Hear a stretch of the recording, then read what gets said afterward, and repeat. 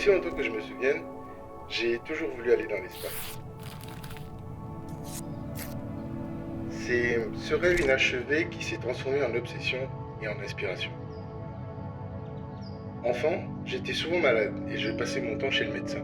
Mon imaginaire, les bandes dessinées, les dessins animés de l'époque, c'était mon seul moyen d'évasion. Des portes ouvertes sur d'autres mondes.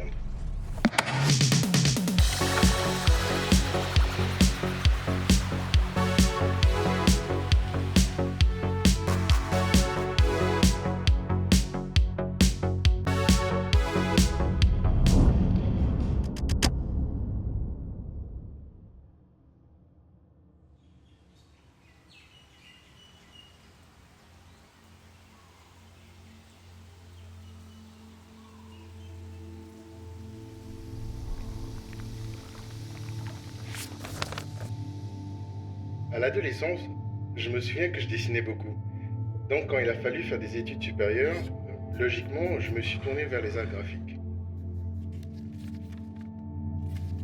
Mais au fond de moi, je crois que j'ai toujours eu ce regret de ne pas être devenu scientifique.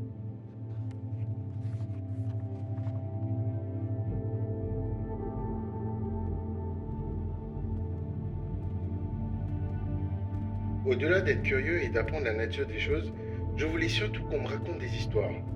Je me souviens qu'à chaque classe de chimie, de physique ou de biologie, les professeurs nous expliquaient pas seulement ce qu'on devait savoir, mais ils nous racontaient les histoires de ces découvertes. C'était pour moi un moment privilégié, une espèce de voyage cosmique dans le temps.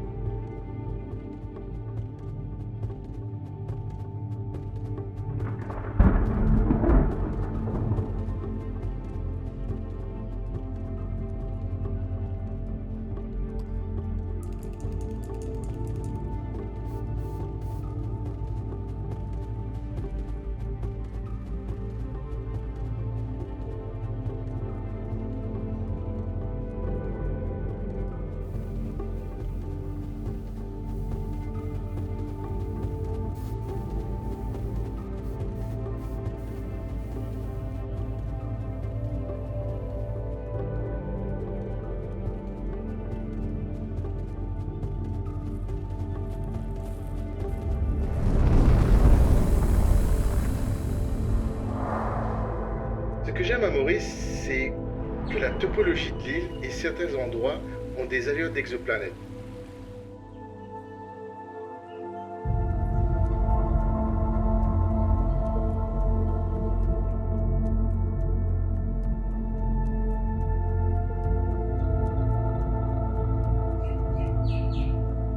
Comme j'ai appris la structure des choses à l'école, j'arrive à apprécier les arrangements atomiques et énergétiques de ces endroits.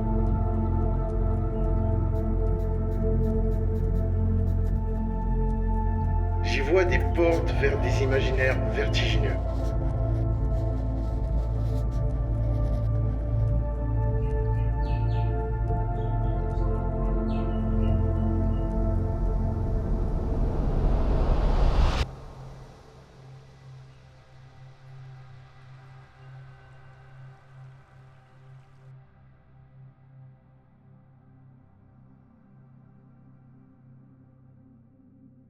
Le tarot énergétique est presque une évidence pour moi.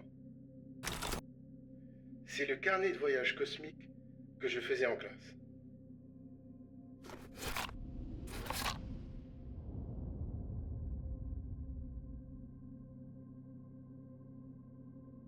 Alejandro Jodorowsky a toujours été une grande inspiration dans ma vie et dans mon développement artistique. Un jour, on m'a prêté un livre sur le tarot qu'il avait écrit, et en le lisant, j'ai remarqué qu'il y avait un point commun avec les livres de science et le symbolisme. L'idée a commencé à germer à partir de là. Les cartes ont des flux narratifs propres au tarot et à celui qui tire les cartes. Je trouvais intéressant de faire des équivalences énergétiques entre les cartes et les phénomènes physiques pour que progressivement ça crée des narrations qui racontent la genèse de l'univers.